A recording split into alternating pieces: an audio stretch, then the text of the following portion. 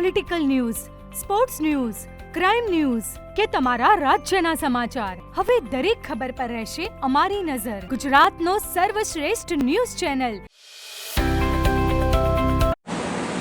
હવે આપણું ગુજરાત ગુજરાતી સિનેમાને વધાવી રહ્યું છે. દર સપ્તાહે અવનવા વિષયોવાળી ગુજરાતી ફિલ્મ્સ રિલીઝ થઈ રહી છે.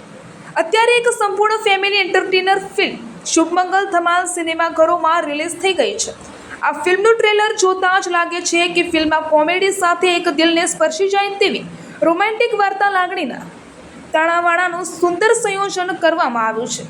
આજના સમયની સામાજિક પરિસ્થિતિઓ અને સંબંધોની ગૂંચવણોને આ ફિલ્મ હળવી અને મનોરંજક રીતે રજૂ કરી રહી છે. ગુજરાતી સંસ્કૃતિની સુગંધ સાથે આ ફિલ્મમાં આધુનિક વિચારધારાનો તાજગીભર્યો સ્પર્શ પણ જોવા મળશે. ફિલ્મનું નિર્માણ કર્યું છે વર્જ ફિલ્મ્સે, જેના નિર્માતા છે કૃપા સોની અને સંજય સોની. આ જ બેનર હેઠળ અગાઉ પણ હાહાકાર, જીજા સાલા જીજા, મિશ્રી જેવી ફિલ્મોનું પણ નિર્માણ થઈ ચૂક્યું છે.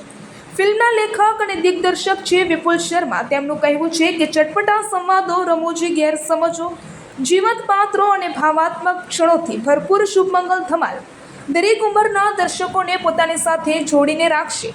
પરિવાર સાથે બેસીને માણી શકાય તેવી સ્વચ્છ અને નિર્દોષ કોમેડી ફિલ્મ બનાવાઈ છે. આ ફિલ્મના મુખ્ય પાત્ર ભજવતા તુષાર સાધુનું કહેવું છે કે ગુજરાતી દર્શકો હંમેશા એવી ફિલ્મોને વધાવી છે જે માત્ર મનોરંજન પૂરતી સીમિત ન રહે પરંતુ જીવનની નજીક લાગતી હોય. શુભમંગલ ધમાલ હાસ્ય અને લાગણીઓથી ભરપૂર એક મનોરંજક ફિલ્મ છે. આ સાથે ફિલ્મમાં વ્યોમાનંદે, પ્રશાંત બારોટ, રાગી જાની, ખુશ્બુ ત્રિવેદી, આકાશ પંડ્યા, હેતલ મોદી જેવા જાણીતા કલાકારોએ કામ કર્યું છે. આ ફિલ્મનું ગીત રસિયો રંગાણું જે જાણીતા ગાયક જિગ્નેશ કવિરાજે ગાયું છે તે લોકોને ખૂબ જ પસંદ આવી રહ્યું છે. અને આ ફિલ્મનું જ એક રોમેન્ટિક ગીત જે વિયેતનામના સુંદર લોકેશન પર શૂટ કરવામાં આવ્યું છે જે દર્શકોનું મન મોહી રહે છે. શુભમંગલ ધમાલ એક કમ્પ્લીટ મનોરંજન પેકેજ છે જે શહેરથી લઈને ગામડા સુધીના દરેક વર્ગના દર્શકોને પસંદ પડશે તેવી આશા વ્યક્ત કરવામાં આવી રહી છે. શુભમંગલ ધમાલ આપણા નજીકના જનતા હોસ્પિટલ સામે ગરનાળા પાસે સેટેલાઇટ ટ્રેક મોલ અને સુદામા ચોકડી પાસે આવેલું સેટેલાઇટ સુદામા સિનેમાઘરમાં પ્રેક્ષકો ખૂબ જ આનંદ ઉત્સાહ સાથેના આ ફિલ્મ નિહાળી રહ્યા છે. રિપોર્ટર કમલેશ પટેલ, પાટણ. નમસ્કાર, રાજુભાઈ ઠક્કર મારું નામ છે. હવે હું રાજસ્થાન પત્રિકા જે નેશનલ પેપર છે એની અંદર પાટણ ડિસ્ટ્રિક્ટની જવાબદારી સંભાળું છું અને સાથે અહીં પાટણના જે લોકલ ન્યૂઝપેપરો છે એની અંદર પણ આપણા સમાચારો અમે આપીએ છીએ. અને એક કલાકાર તરીકે તમે બધા જે અત્યારે કામ કરી રહ્યા છો, રાગીભાઈને તમે નાટકોમાં બી ખૂબ જોયા છે, તો હવે આજે ફિલ્મ ઇન્ડસ્ટ્રીઝની અંદર એક ગુજરાતી ફિલ્મ જે આપણા જે અરવિંદભાઈને જે કંઈ ઉપેન્દ્રભાઈને એ પછી નરેશભાઈ ત્યારથી પછી જે યુગ આવ્યો હતો એની અંદર ગુજરાતીનું સ્તર ધીરે ધીરે નીચે જતું હતું. પણ પાછળથી પછી જે આ બધું આપણે ફિલ્મો અંદર જે આવી છે તો એમાં ગુજરાતી પ્રેક્ષક વર્ગને દિલથી જોવાની ઈચ્છા થાય છે એવી આ મૂવીઓ આવી રહી છે. તો અત્યારની જે ભારતીય સંસ્કૃતિને અનુરૂપ આપણે કામ કરી રહ્યા છીએ. આ ફિલ્મની અંદર મેં થોડું જોયું છે લાસ્ટ હું આવ્યો ત્યારે. પણ તમે હવે મેસેજ સમાજને અથવા તો આપણા યુવાઓને શું આપવા માગો છો આમાં રાગીભાઈ, કે આ ફિલ્મ કેમ જોવી જોઈએ? ફિલ્મ એટલા માટે જોવી જોઈએ, સૌથી પહેલાં તો એક ગુજરાતી તરીકે ગુજરાતી ભાષામાં બનેલી ફિલ્મને પહેલું પ્રાધાન્ય આપવું જોઈએ. હિન્દી ફિલ્મ જોવાની ટેવ સારી વાત છે, પણ જો તમે ગુજરાતી છો, ગુજરાતી ભાષાને પ્રેમ કરતા હોય, પોતાની માતૃભાષાને પ્રેમ કરતા હોય, ત્યારે આવી ફિલ્મો મોટા બજેટ સાથે પ્રોડ્યુસરો જ્યારે લઈને આવે છે લાખો કરોડોના ખર્ચે, ત્યારે પ્રેક્ષકની, દર્શકની બહુ મોટી જવાબદારી બની જાય છે કે ગુજરાતી સિનેમા ત્યારે જ જીવંત રહેશે કે ટિકિટ બારી સુધી પ્રેક્ષક આવશે, ટિકિટ ખરીદશે અને ખરીદીને પછી એ ફિલ્મ જોવા માટે બેસશે. માત્ર વાતો કરવાથી કે મોટી વાતો કરવાથી કે વખાણ કરવાથી ફિલ્મો નથી ચાલતી. ફિલ્મો એ પૈસાથી જ ચાલે છે. પૈસા આવવા બહુ જરૂરી છે.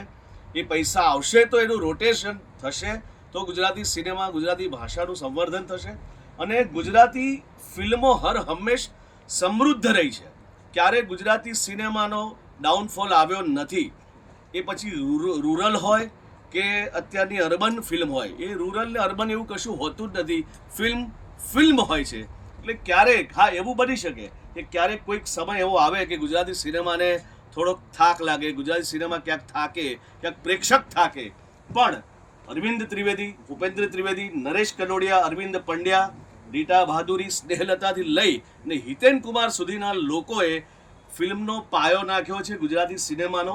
એ લોકોનો બહુ મોટો ઉપકાર છે અને એ પાયા ઉપર અત્યારની અર્બન સિનેમા જીવંત છે અને આ કલાકારો એટલે જીવી રહ્યા છે અને જીવંત છે. એટલે ગુજરાતી સિનેમા પહેલાં પણ સમૃદ્ધ હતી, વચ્ચે પણ હતી અને અત્યારે વધારે સમૃદ્ધ છે.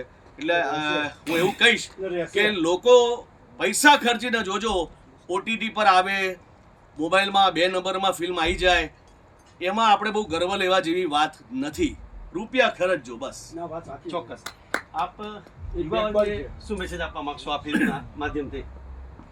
બસ એ જ કે આ ફિલ્મ અમે બનાવી છે, અત્યારની કન્ટેમ્પરરી લેંગ્વેજ યુઝ કરીએ છીએ કે જેથી નાના બાળકો કે અત્યારની જનરેશન ઇન્ટરેસ્ટ લે જોવા માટે. જેમ કે અમે આપણું જે ઓરિજિનલ ગુજરાતી ફોક છે એને મોડર્ન વર્ઝનમાં આ ફિલ્મમાં રસિયો રંગાણો સોંગ છે, તો એ લોકોને દિલમાં જે જીભે ચડેલું સોંગ છે એવા સોંગ અમારા પ્રોડ્યુસર બનાવી રહ્યા છે અને આખી ફેમિલી સાથે બેસીને જોઈ શકાય એવી ફિલ્મો બનાવી છે. તો દરેક લોકોને, દરેક પેઢીને રિક્વેસ્ટ છે કે આ ફિલ્મ અત્યારે સિનેમામાં ધૂમ મચાવી રહી છે, પાટણના સેનેલાઇટ સિનેમામાં ચાલી રહી છે, તો અત્યારે ટિકિટ બુક કરાવો ફેમિલી સાથે, ધમાલ મજા આવશે, કોમેડી છે. Thank you.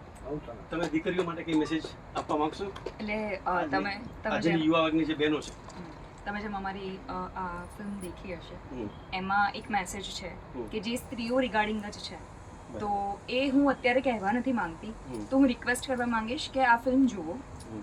કારણ કે અમારા જે ડિરેક્ટર રાઇટર છે વિપુલ શર્મા, એમની દરેક ફિલ્મમાં એક તો એક સામાજિક મેસેજ હોય જ છે અને નોર્મલ ઓડિયન્સને કનેક્ટ કરતી જ હોય છે. તો રિક્વેસ્ટ એ હતી કે તમે શુભ મંગલ ધમાલ જુઓ, તમે ઓટોમેટિકલી કનેક્ટ કરશો. અને એ પણ બીજી રિક્વેસ્ટ છે કે જો તમને ફિલ્મ ગમે તો બીજા 4 લોકોને એટલીસ્ટ કહેશો તો વર્ડથી ફિલ્મ ફેલાશે અને આગળ વધશે. Thank you. તમે ગુજરાતી ફિલ્મ, ગુજરાતી પ્રેક્ષક વર્ગ માટે જે કંઈ સારી સારી વસ્તુ લઈને આવ્યા છો તે બદલ આભાર. Thank you. Thank you so much.